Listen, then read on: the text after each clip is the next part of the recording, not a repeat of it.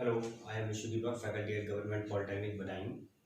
आज हम बात करेंगे equal size C S T R in series. मतलब सीरीज में आपके जो सी एस टी आर हैं, उन जितने भी सी एस टी आर लगा रहे हैं आप, चाहे एन लगा रहे हैं, ठीक है, चाहे आप चाहे आप 2 लगा रहे हैं, चाहे 3 लगा रहे हैं, चाहे आप एन रिएक्टर्स लगा रहे हैं, वो रिएक्टर्स क्या है आपके, उनका जो साइज है वो क्या है, इक्वल है। इसलिए हमने इसको नाम दिया है equal size mixed flow reactor या C S T R in series.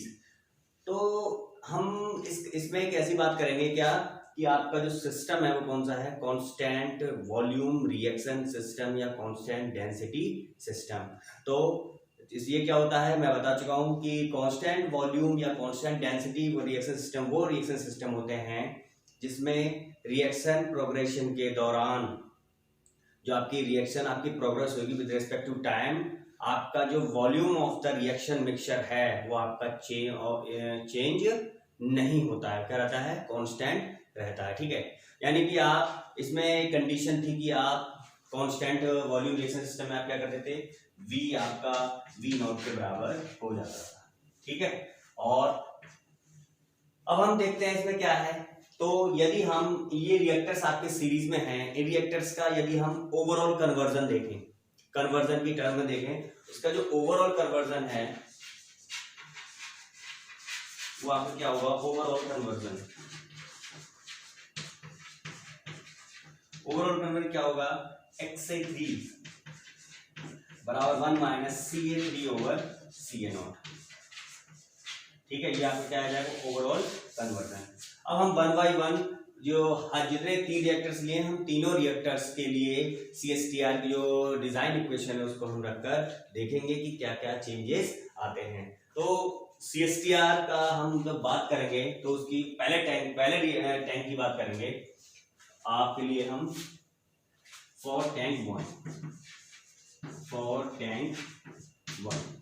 पहले टैंक की बात करते हैं। तो पहले टैंक में क्या है आपका जो स्पेस टाइम है, स्पेस टाइम τ1 क्या होता है, V1 अपॉन V0, ठीक है, इज इक्वल टू क्या होता है, CA0 minus CA upon minus RA, ये होता है। ठीक है, कंसंट्रेशन का जो डिस्ट्रीब्यूशन आपका ये होता है। ठीक है, तो ये हमारा रेट ऑफ रिएक्शन पहले रिएक्शन, इसलिए R1 लिखा है। फिर हम फॉर टैंक 2 की बात करेंगे। दूसरे टैंक में क्या होगा, फॉर टैंक 2, दूसरे टैंक में क्या होगा, वही सब सेम चीजें, क्या होगा, CA1 माइनस CA2, क्योंकि इस टाइम दूसरे रिएक्टर्स के लिए जो एंटरिंग कंडीशन है, जो एंटरिंग है आपका क्या है, वो इनलेट क्या है CA1, आउटलेट क्या है CA2। ठीक है, तो आपका जो τ2 होगा किसका बराबर होगा, V2 upon V0 CA1 minus CA2 upon RA।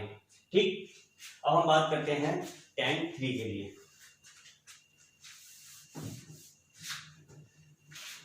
For tank 3, तीसरे टैंक की बात करते हैं तो क्या है, τ3 is equal to V3 upon V0 is equal to क्या जाएगा आपका CA2 minus CA3 upon minus RA of 3। ठीक है, तो ये हमारे पास तीनों रिएक्टर्स हैं, उन तीनों रिएक्टर्स के लिए आपका स्पेस टाइम की वैल्यू आ गई। तो हम यहाँ पे एज्यूम करते हैं कि जो आपका रिएक्शन हो रही है, जो रिएक्शन का ऑर्डर है वो क्या है, फर्स्ट ऑर्डर रिएक्शन सिस्टम है। तो उस केस में हम देखते हैं क्या क्या यहाँ पर चेंजेस होते हैं। ठीक है, तो यहाँ पे लिखते हैं लेट order of reaction 1। ठीक है, यानी फर्स्ट ऑर्डर रिएक्शन सिस्टम है। अब क्या होगा, अब देखिएगा फर्स्ट ऑर्डर रिएक्शन सिस्टम है, तब देखिए क्या होगा,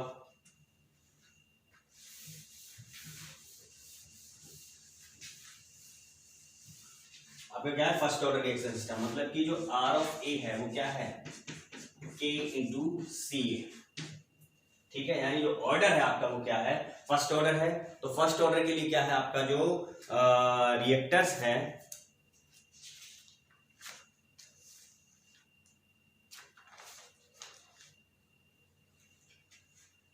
तो आपका जो फर्स्ट ऑर्डर है R इक्वल टू के सी ए। ठीक, अब हम इसको पुट करते हैं for tank one. For tank one की हम बात करते हैं। फॉर टैंक वन में क्या क्या चीज हो रही है। टैंक वन के लिए हमारा क्या था, tau one is equal to V one upon V naught is equal to C A naught minus C A upon क्या हो जाएगा, माइनस का आर ए किसके बराबर आ जाएगा, के सी ए वन। ठीक है, तो ये हमारे पास यहाँ पर वैल्यू आ गई है। ठीक, अब क्या है, अब हम देखेंगे इसमें जो कंसंट्रेशन है आपकी उसको हम क्या करेंगे, उसको जो CA1 है उसकी वैल्यू निकालेंगे। लेकिन यहाँ पर ये CA1 और ये CA1 दोनों डिफरेंट है, बोथ आर डिफरेंट। ये क्या है आपकी ये क्या है आपका concentration, exit concentration of the reactor. लेकिन ये जो कंसंट्रेशन है क्या है, concentration with in the reactor. तो यानी ये CA1 और ये CA1 दोनों अलग अलग। इसमें क्या है, एग्जिट कंसंट्रेशन है CA1 और ये क्या है, concentration with in the reactor. ठीक है, तो हम अब क्या देखेंगे, CA1 की वैल्यू को यहाँ पर फाइंड आउट करेंगे। तो करिएगा, आप क्या करते हैं, टॉ वन के into CA1 cross multiplication into CA1 not minus CA1। ठीक, अब क्या करेंगे, इधर CA1 ले आएंगे तो आ गया टॉ वन के K1 CA, K1 हो जाएगा। ठीक है, फर्स्ट ऑर्डर K1 CA, पहले टाइम के लिए यूज कर रहे हैं ना, क्या हो जाएगा, CA1 plus CA1 is equal to CA naught. यानी हम जो कंसंट्रेशन है CA1 उसको हम in terms of initial concentration में फाइंड आउट करना चाह रहे थे। यार CA1 हमने कॉमन निकाल लिया, तो क्या बचा हमारे पास 1 plus tau one K1 is equal to CA naught. ठीक, अब क्या करेंगे, हम CA नॉट की यहाँ से वैल्यू निकालेंगे। तो CA नॉट की वैल्यू निकाल लीजिए, यहाँ से CA1 की वैल्यू हो जाएगी, CA1 किसके बराबर आ जाएगा, CA naught 1 plus tau one into K1। ये आ गई आपके क्या, CA1 की वैल्यू। ठीक, ये आपके पास क्या आ गई, CA1 की वैल्यू। अब हम क्या करेंगे, सेम प्रोसीजर टैंक 2 के लिए अप्लाई करेंगे।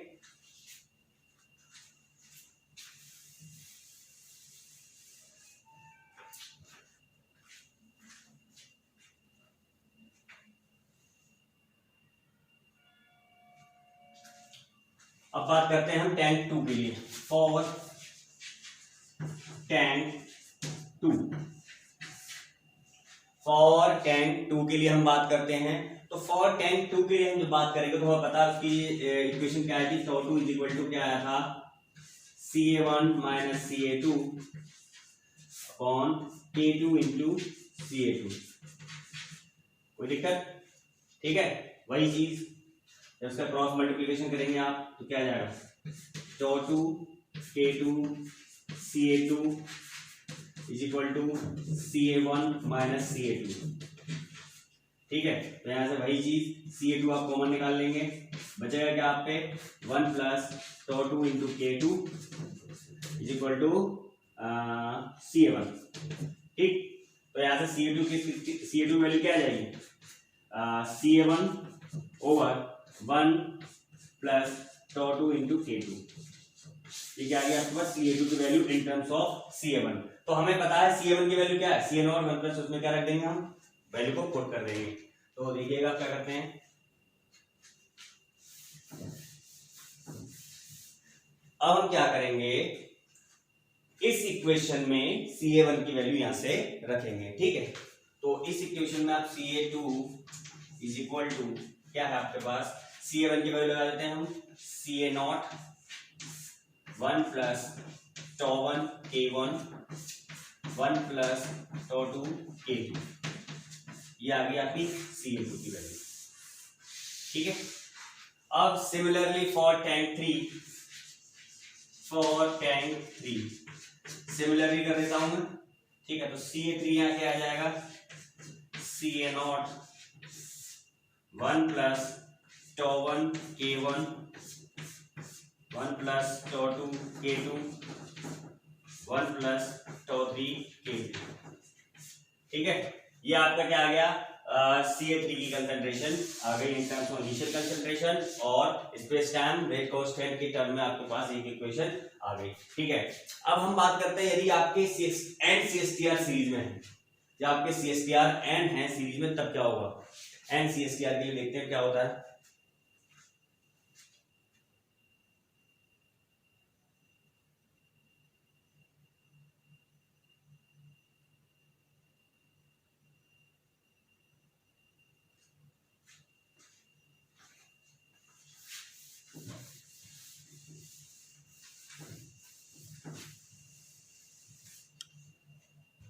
अब देखते हैं आपके for N C S T R in series, तो आपके N C S T R series में है। ठीक है, तो सी ए एन इसके बराबर हो जाएगा C A naught initial concentration upon 1 plus tau 1 A 1 plus tau 2 A 2 1 plus tau 3 A 3 dot dot dot 1 plus tau N A N. ठीक है, ये हमारे पास एक इक्वेशन आ गई। ठीक,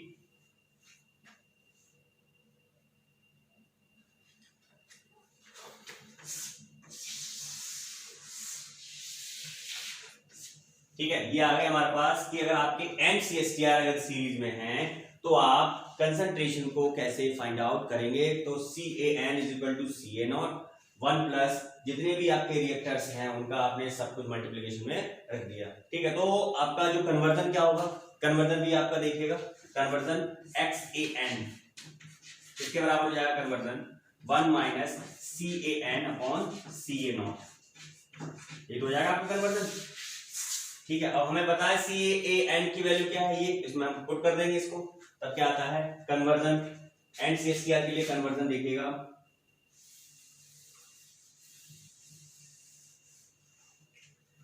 तो N C S T R के लिए कन्वर्जन देखेंगे तो क्या आ जाएगा आपके पास X A N is equal to 1 minus C A naught से ये सी ए नॉट से ये सी ए नॉट कैंसिल हो जाएगा अगर इसमें आप सी एन की वैल्यू रखेंगे यहाँ पर, तो बचाएगा क्या हमारे पास 1 अपॉन क्या बचेगा आपके पास टो 1 के 1 plus 1 plus tau 2 K 2 dot dot dot 1 plus tau N into K N, ये आपके पास बचा। यानी आप कन्वर्जन निकालने के लिए आप क्या करेंगे, इससे इस इक्वेशन का आप यूज करेंगे। अगर आपके पास एनसीएसटीआर सीरीज में है तो उस केस में आप क्या करेंगे, कन्वर्जन को फाइंड आउट करने के लिए आप इस इक्वेशन का यूज करेंगे। ठीक है, तो हमने कन्वर्जन और कंसंट्रेशन को हमने फाइंड आउट कर लिया। तो इसमें क्या है, आपके कई सारे केसेस होते हैं कि यदि आपका टेम्परेचर रिएक्टर का सेम है, यदि आपका रेट कांस्टेंट की वैल्यू सेम है, यदि आपका जो ऑर्डर है वो सेम है, तो उस चीज की बात हम अभी करेंगे क्या क्या चीज होती है। तो इसमें कई सारे केसेस हैं, उनको डिस्कस करते हैं।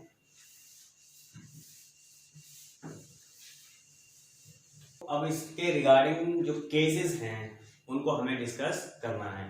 तो इसमें कई सारे केसेस हैं कि आपका टैंक से भी सीरीज में है, तो यदि उस टैंक जो सीरीज में है तो यदि रिएक्टर का जो वॉल्यूम है वो कांस्टेंट है तब क्या होगा, यदि रिएक्टर का टेम्परेचर कांस्टेंट है तब क्या होगा, या दोनों ही चीज कांस्टेंट है तब क्या होगा। तो हमारे पास तीन केसेस हैं, उन तीनों केस को यहाँ पर हम डिस्कस करेंगे। तो केस नंबर 1 ये हम डिस्कस करते हैं। केस नंबर 1 क्या है, इफ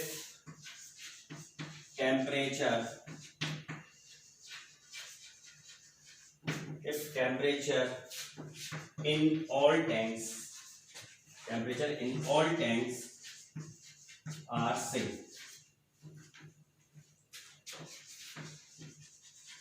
ये टेम्परेचर आपका सेम है तो क्या होगा, तो आपको पता है कि यदि टैंक का जो टेम्परेचर है यदि वो आपका कांस्टेंट होता है, ठीक है, तो यदि आपका टेम्परेचर कांस्टेंट है तो उस केस में आपका जो रेट कांस्टेंट के की वैल्यू होगी एंड CSTR के लिए वो भी सेम होगी, क्योंकि टेम्परेचर पर आपका रेट कांस्टेंट K की वैल्यू डिपेंड करती है। ठीक, तो उस केस में क्या होगा, आपका जो rate constant K1, K2, K3 और आपका जो Kn है वो आपका K के बराबर हो जाएगा। ठीक है, मान लिया हमने K के बराबर हो जाएगा कि ये आपका K के बराबर हो गया। ठीक, तो अब इस केस में क्या होगा, जो कंसंट्रेशन है उसको कैसे फाइंड आउट करेंगे, फाइनल कंसंट्रेशन को जो NCSTR की है वो क्या होगी, Ca0 1 प्लस τ1 के 1 प्लस τ2 के प्लस 1 प्लस τ3 के dot dot dot 1 plus τn into के। तो आप इस फॉर्मूले का यूज करके आप कंसंट्रेशन को, फाइनल कंसंट्रेशन उसको आप फाइंड आउट करेंगे यदि जो टेम्परेचर है जो टैंक्स में वो कांस्टेंट होता है। ठीक, अब हमारा सेकंड केस है। सेकंड केस में क्या है, सेकंड केस में हम कहेंगे कि जो वॉल्यूम है आपका टैंक्स का, जो टैंक का जो वॉल्यूम है, जो रिएक्टर का जो वॉल्यूम है, एंड रिएक्टर्स का जो वॉल्यूम है वो आपका इक्वल है या सेम है, तब क्या होगा। तो देखिएगा case number 2,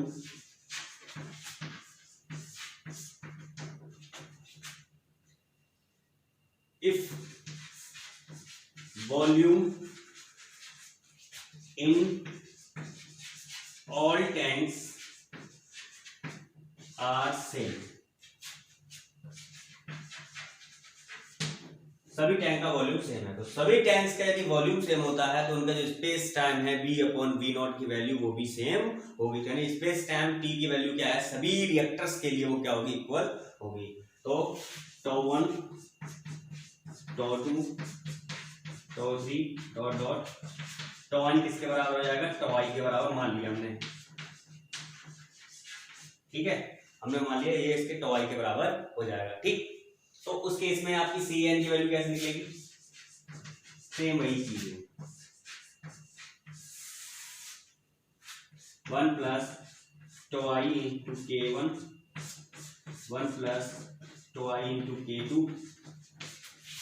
1 plus τi into K3 dot dot dot 1 plus τi into Kn। ठीक, तो आप इस इक्वेशन का यूज करके आप फाइनल जो कंसंट्रेशन उसको फाइंड आउट कर सकते हैं। अब लास्ट वन केस आपका,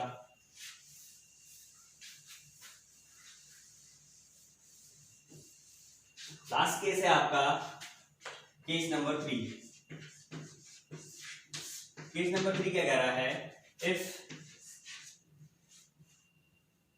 temperature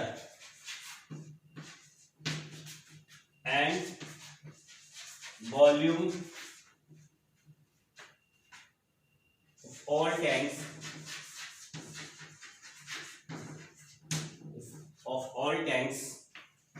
are equal, just same। ठीक है, तो उस केस में क्या होगा, K1 is equal to K2 is equal to dot dot K के बराबर हो गया। ठीक, स्पेस टाइम आपका τ1 τ2 ये आपका τi के बराबर हो गया। ठीक, तो कंसंट्रेशन आप निकालेंगे तो क्या आ जाएगी, वो Ca0 1 plus τi into K की पावर n। यानी आप फाइनल कंसंट्रेशन को आप इस प्रकार फाइंड आउट कर सकते हैं यदि टेम्परेचर और वॉल्यूम सब कांस्टेंट हो तब। ठीक है, तो कन्वर्जन देखिए हम किस तरह फाइंड आउट करेंगे।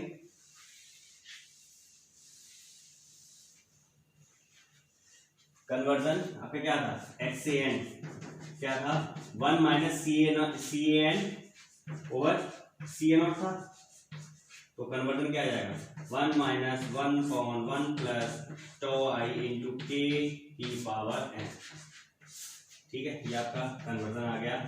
NCSTR जब सीरीज में हैं तो आप कन्वर्जन को इस फॉर्मूले से फाइंड आउट करेंगे। ठीक, तो हमने यहाँ पर बात कर लिया कि यदि आपका CSTR सीरीज में है तो क्या क्या चीजें यहाँ पर इन्वॉल्व होती हैं। ठीक है, अब देखते हैं इसमें एक न्यू टर्म को ऐड करके।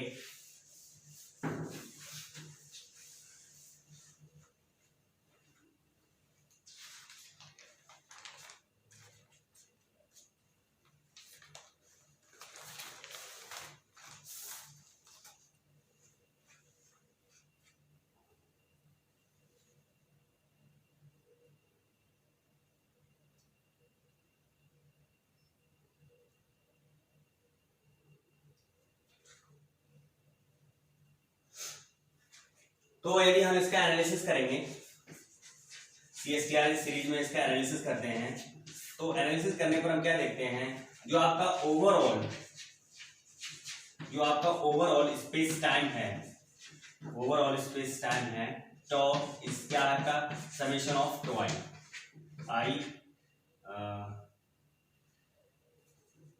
ठीक है, टो आई आपका है, यानी कि आप 1 2 n ले लेंगे तो टो आई के बराबर, यानी समेशन के बराबर होगा स्पेस टाइम, क्योंकि आपका स्पेस टाइम सेम है सभी के लिए। ठीक, तो ओवरऑल स्पेस टाइम ये आ गया। तो यदि space time is same for all reactors, for all tanks, यानी सभी टैंक्स के लिए जो स्पेस टाइम है यदि वो सेम है, तो आप किस प्रकार फाइंड आउट कर सकते हैं, n इंटू टो आई से आप इसको फाइंड आउट कर सकते हैं स्पेस टाइम को। ठीक है, तो हमें क्या चीज, अब हमने यह मल्टीप्लिकेशन किया तो हमें इससे क्या पता लगता है कि यदि आपका फर्स्ट ऑर्डर रिएक्शन सिस्टम में जो आपका मल्टीप्लिकेशन है, ठीक है, यदि आपका फर्स्ट ऑर्डर है और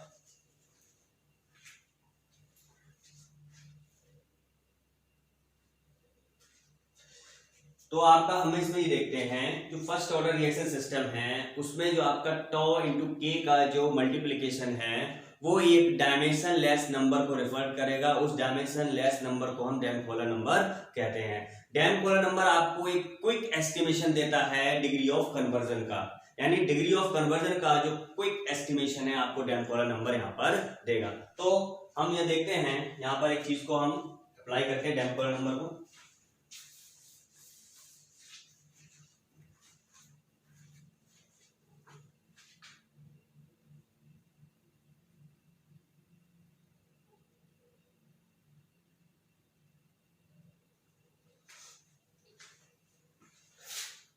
इसीलिए क्या है, सो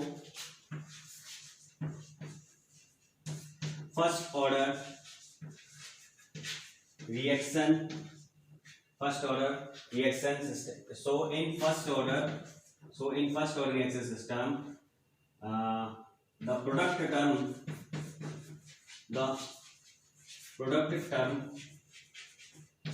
tau into k referred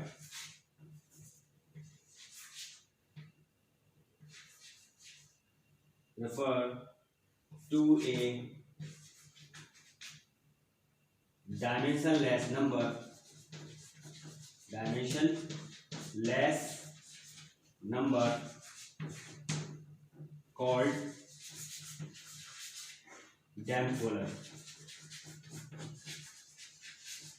डैम्पोलर number. ठीक है, यानी फर्स्ट ऑर्डर रिएक्शन सिस्टम में जो प्रोडक्ट टर्म है आपकी टॉपिक को, उसको हम एक डायमेंशनलेस नंबर जिसे हम डैम्पोलर नंबर से कहते हैं उससे हम इसको रिफर करते हैं। तो डैम्पोलर नंबर आपका क्या है, डैम्पोलर नंबर हमें बताएगा quick estimation of degree of conversion, यानी डिग्री ऑफ कन्वर्जन का हमें क्विक एस्टिमेशन देगा फ्लो रिएक्टर्स के लिए। ठीक है, तो यहाँ पर जो डैम्पोलर नंबर है DA, डैम्पोलर नंबर को हम DA से रिप्रेजेंट करेंगे, ये क्या देगा आपको, ये आपको क्विक एस्टिमेशन देगा, quick estimation of degree of conversion, degree of conversion की क्विक एस्टिमेशन देगा। ठीक है, फ्लो रिएक्टर्स में हम इसका यूजेस करते हैं। ठीक, तो अब देखिए क्या होता है,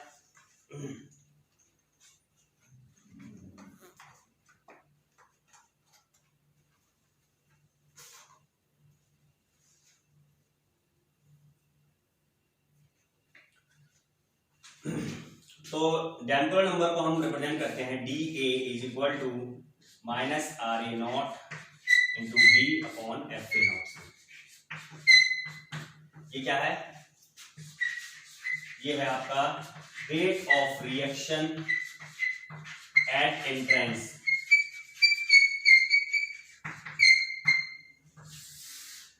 ये क्या है आपका? Entering flow rate of A. ठीक है, यानी डैम्पोलर नंबर को हम rate of reaction at entrance upon entry flow rate से रिप्रेजेंट करते हैं। ठीक है, सही। तो अब देखिएगा, हम इसको देख भी सकते हैं कि आपका यदि आपका for first order reaction system, for first order reaction system, first order reaction system मतलब जो आपका आर ए है किसके बराबर है? ए इंटू सी ए के बराबर हो जाएगा। ठीक है, तो देखिएगा क्या होता है, रख दीजिएगा डी ए, डैम्पोलर नंबर क्या आ जाएगा आपका? K C A into B upon F A nought. सही है, सॉरी ये सी ए नॉट होगा क्योंकि हम एंट्रेंस की बात कर रहे हैं। ठीक, तो क्या हो जाएगा?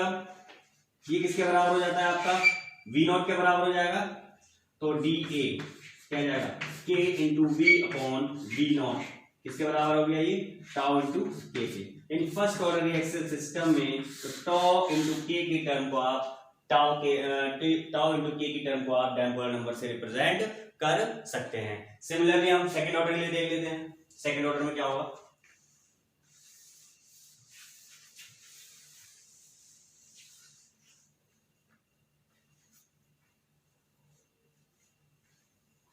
सेकंड ऑर्डर में देखिएगा,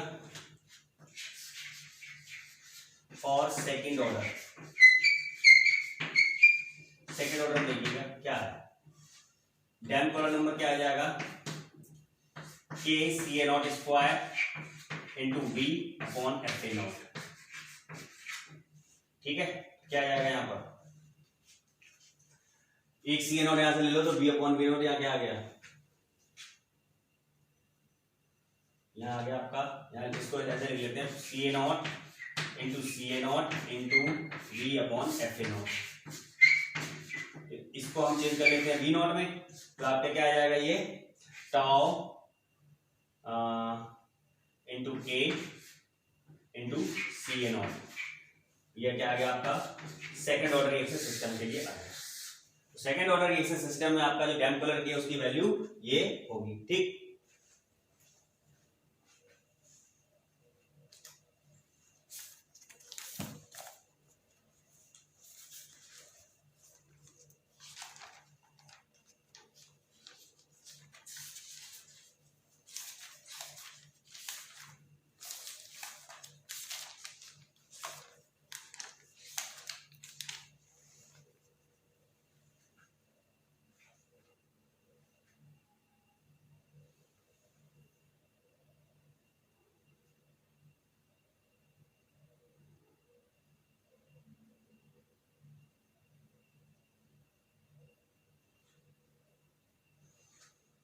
ठीक है। तो यदि आपका डैम्पोलर नंबर nth ऑर्डर के लिए देखेंगे तो डैम्पोलर नंबर फॉर nth ऑर्डर के लिए देखेंगे तो क्या आ जाएगा आपका पास? सेम वही चीज डी ए एन किसके बराबर हो जाएगा? Tau into K into C A nought की power N minus one. Damköhler number की वैल्यू अगर आपका nth ऑर्डर है तो आप इस तरीके से कैलकुलेट कर लेंगे। ठीक है, तो हम अब इसमें जो डैम्पोलर नंबर है केवल फ्लो रिएक्टर्स में ही हम यूज करेंगे। डैम्पोलर की जो टर्म है वो केवल फ्लो रिएक्टर्स के लिए ही वैलिड है। ठीक,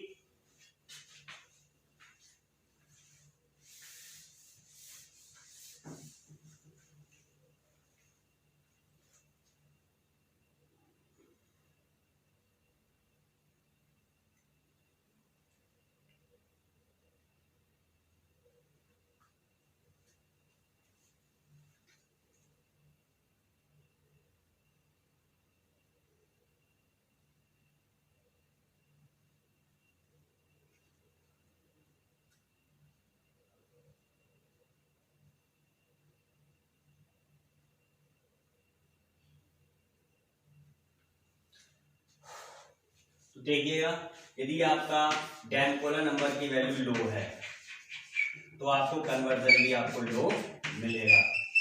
यदि आपका डैम्पोलर नंबर हाई है तो आपको एक्सरे भी क्या मिलेगा, कन्वर्जन भी क्या मिलेगा, हाई मिलेगा। तो इसलिए जो कन्वर्जन है आपका वो DA/1 + DA से हमारा रिप्रेजेंट होता है। ठीक,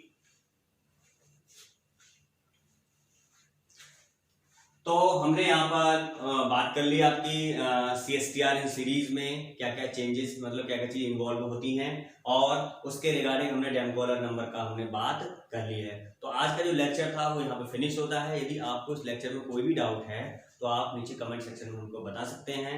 आज के लिए इतना ही काफी है। Thank you class.